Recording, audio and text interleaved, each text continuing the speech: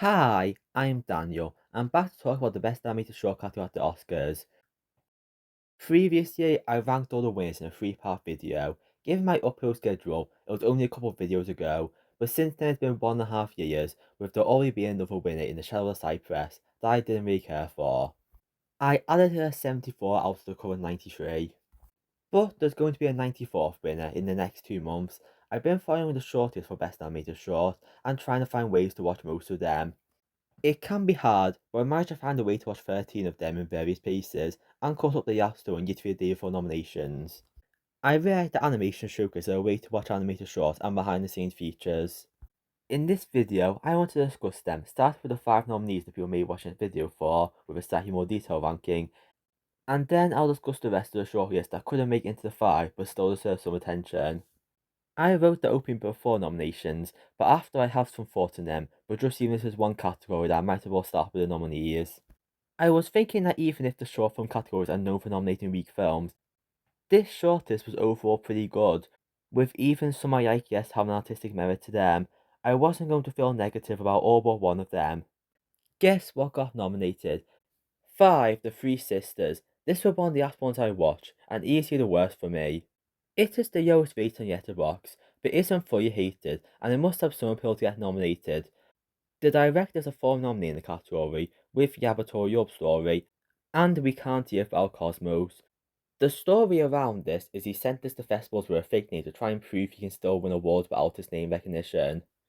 Apparently it worked where it made to the shortlist, and while being a previous nominee might have helped him get nominated, it doesn't always work for former nominees in previous years. With that said, the fake name would have worked because We Can't Give Our Cosmos is a pretty great short and this is not. It's purely a comedic short and just not funny that makes the 16 minutes drag on.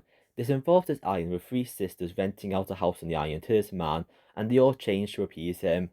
While many can and probably will criticise how aggressive this feels, it's mostly just dumb funny, so we'll judge it on how not funny this is. This progression is barely felt, and the joke itself is often with so little substance and poorly timed. This at least has one or two good visual gags, and its one iron gimmick is framed well, although the animation is quite bland and not that fluid in terms of movement. It's just not funny or visually interesting, and makes me wonder how it got nominated. This would be the 8th worst winner at 88 if it wins, but I can't say that all 4 other options would be the best winners since if anything happens I love you, which might not be saying much given the recent 3 co-winners, but still. 4. Retirement Plan. This is the shortest of nominees at 7 minutes, and the most yet by the audio with the narration. This isn't much of a negative, but the animation itself is more limited, and one of the yet interesting styles nominated. This involves a man talking about all the things he wants to do when he retires.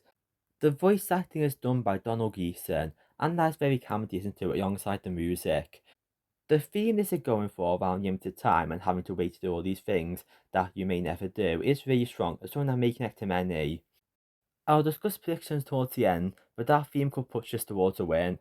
However, this does become just reading a list and isn't saying much past the obvious meaning you instantly get from this. It's still good at what it does, but doesn't do as much as the other nominees. While the 3 Sisters were my least favourite from the shortlist, I honestly got lucky because my top 3 from the shortlist all got nominated. 3. The Girl Who Cried Pearls. This is the stop motion pick of the year, and given the Yakamane stop motion film nominated, it might be the meme's only representation of the Oscars this year. This has the same directors previously nominated for Madame Tutti Frutti, and I was a bit mixed on that short, but I really loved this. This has such a strong atmosphere and animation style, meant to look dirty and damp to sell the period setting. All these buildings look so great, and the way mouths and faces don't always move is a great stylistic choice that adds to this feel, even if it can sometimes be hard to tell who's talking in a subtitle short. This is just an interesting story that this man is telling to his granddaughter. It's engaging having them watch this girl who cries pearls, and the poor boy who is selling them. I like how the dynamics he has with the Saya flips, and how one reveal about the pearls sinks in. It creates a question of what this represents as this form of trauma and suffering, and how common it really is. It questions does the story itself have any more substance than that, and did it even happen? It adds this layer while still being straightforward and just easy to get something out of. I wouldn't call it amazing, but it's a great short that I'm very glad got a nomination. Stop motion may always remain my favourite animation style to watch. 2. Forevergreen. The shortest had 2 beautiful bear shorts, and I was surprised this made it over the other one, but I was also glad because I found this one better. Both this and Snow Bear are very visually stunning, but I like how this pushed into a new animation style of CJ meant to look stop motion and carved out of wood. The textures look so satisfying to see all the uneven ends and detail on each grain of these characters' backgrounds and props. The lighting looks so angelic in every shot, and I find the cinematography in particular adds to your meaning and beauty through how these shots are framed. You really get a sense of the forest landscape and feel the emotional connection through just how everything is framed. This shot is just really wholesome, exploring this bear being raised by a sentient tree, whose face does wonders in personifying that tree. It's narratively similar to a classic Pixar short, but works very well at that through the dialogue and storytelling. It can be a bit annoying seeing the bear go into an angsty teen phase, but the emotional depth of the relationship and this climax is really strong. What my main point with this actually is the song choice at the end that feels manipulative and takes me out of the short just a bit. Having more silence cut the rest of the show would have been fine. I see many criticize the Bible quote at the end and the religious angle of this short, but I don't see the problem. I'm not religious, but think religious symbolism can be some of the best symbolism, and find this being subtle with religious themes that made it note until the end is a great way to execute them. The look at appreciating what parents built and carrying on that legacy is conveyed in such a beautiful way through its burning tree that I would be thrilled if it could win, although it's only my second favourite. 1. Butterfly. If there's anything to get out this year's Oscars, it's that the best films are so on a Jewish man and a specific sport. This details a man's life during his spring when older through several flashing memories. It's a very beautiful yet tragic tale told in a really effective way. But what I need to start with the animation literally being a painting. The whole textures and look pop out so much, but especially the water in every splash. It has an emotionally vulnerable and intimate look to it that adds your dramatic effect and symbolic meaning to several scenes and shots. I also like a lot of the escalating element of the slight and movement, giving it a very distinct look. When I first watched this short, I remember thinking this reminded me of the film The Crossing, before finding out it was the same director. I had some mixed feelings on the film, despite the unique animation and historical significance of that story. This details the life in a short form far better, seeing a lot of his childhood bullying, romance, and persecution from the Nazis. This short fades transitions between scenes to yacht, but one moment is just water turning into a Nazi flag. This explores your pain and trauma and just the empty feeling, but there's also your beauty found despite that. The solidarity found in other Olympic swimmers, and the moments with his wife and family meet in a yacht, and the ways emphasized the water and swimming as connection is very powerful. The sound design is very immersive and powerful, just hearing the water sounds, and one detail of symbolism in the ending yarns so well. The way swimming can be a light and way of self-reflection, even while still sitting with what this man has lost, is just so masterful. What an amazing shot that is very beautiful and a very potent shot that leaves the impact after watching it. If it wins, out of soon to be 94 winners, it will be the fourth best for me. It's really worth a watch, even if it's not the easiest to sit with, and that might stop it from winning. Before I get to predictions, I want to briefly light on the shortlist that was close to nomination and deserves some attention because only 5 could get in onto the shortest of most equality shorts. All of which the three sisters had getting over. I will discuss them, least the best in my opinion, but all have some merit and appeal. Hovercan involves a man who is a pig getting into hijinks looking for beer. It wasn't my thing, but it has the adult comic influence to it, and the animation is great with the black and white colouring really popping out. The shyness of trees and why I don't love as much as others, but it's a strong emotional trail of grief through nature. Autocar shows a child spectre on a young train journey, with everyone else being animals. Has its creative moments, but was a bit too young wandering on the bus, and a bit basic for what you expect for animated short nominees. The Night Boots has such a beautiful animation style that maybe looks too dark for its otherwise simple kid short, but yet its explanation of how childhood feels. I also like the dynamic between these two characters, even if it's not much special. The Quintus goes to strong animation and tone set narration, but I wish I could have gone into the story and horror element more. Evo is Cartoon Stream's new short, and one I kinda guessed will miss nomination. It's a nice sort of fourth chapter to the folklore trilogy, but the events and story don't fit the best to a short. It's still animated well and how expressed their yuck, and the strong reds and blues, and it's still a pretty likeable story and well built. Playing God is one many years, and I expected to get nominated.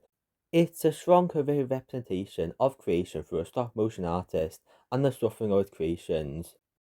I would like there to be a bit more substance or progression from the idea, but it's still very visceral in what it's going for. Snowbird was one I'm surprised didn't get in, as Warner Brothers director's long-term passion project with such beautiful traditional animation that is flexing what it can do visually the whole way through. I didn't love the show as a whole and prefer Forevergreen, but it's a nice enough story about making a friend. I Died in Airplane is an effective part documentary recollection of fleeing a country and the feeling of metaphorically dying in this house with her boyfriend's family. I like the sketch animation over the white backdrop that fits the tone to tell this very personal story. This is the main substance for a nomination I would pick.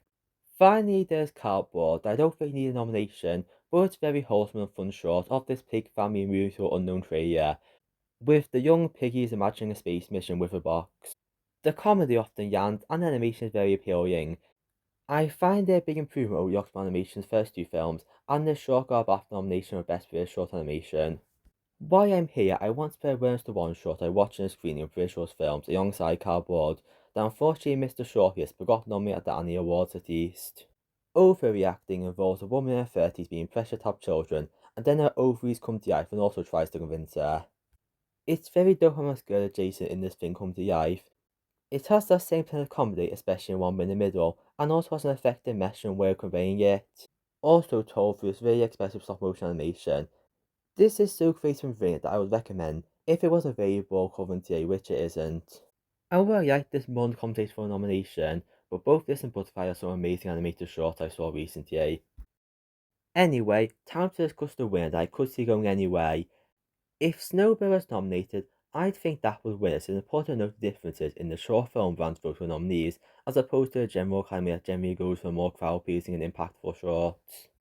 This shriek applies to all short categories to an extent, but more so for animated shorts that don't often go for foreign language films, with almost all winners in the past 30 years being English or having no dialogue. With this, The Three Sisters has a chance at a short with no dialogue that people find funny and as an audience pick, but I would doubt that wins a pure comedy short.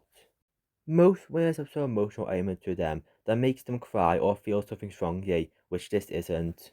And it's so generally considered the worst of them that I cannot doubt the opinion would differ that much to the Academy. Given the Yako Akira front runner in the category, it's possible a foreign language short defies odds and wins. I'm not sure The Girl Who Cries Pearls fits that, because it's a bit more emotionally distant, and a stop motion short hasn't won since the 2000s. Butterfly has a shot as my favourite to win, and probably for many people as well. It's the daring short that tells a more important story with a unique animation style. It's just a short film normally nominates dark, traumatic, and war-tied shorts that might be a bit too challenging and those often don't put off a win. It has a good shot, but leaning more towards that something else will win. Forever Green feels reminiscent of classic Pixar short, and is similar to the odd categories winners as an emotional family-friendly short. It can win for essentially the reason Snowbird Yuck to win, especially with the stunning animation style helping it. The main hesitation I have is this seems to be the second most mixed reviewed, partly due to the religious angle. I know the Yearbox audience barely ever opened after what wins, Yucca War is over, but I wonder if it could represent the outer sentiment and could be overlooked as a kid's short in the lineup. Retirement Plan is more I doubt to get nominated due to how it might not stand out in the lineup due to it being shorter and yes showy animation. However, it seems to have an effect on many, and I think its themes could yam some older voters that could make it a default pick. It also has the most star power, being on Disney Plus in the UK at least, and having Donald Gleason as the voice. This could pay some pound gaining votes, even if it won't single-handedly give something a win.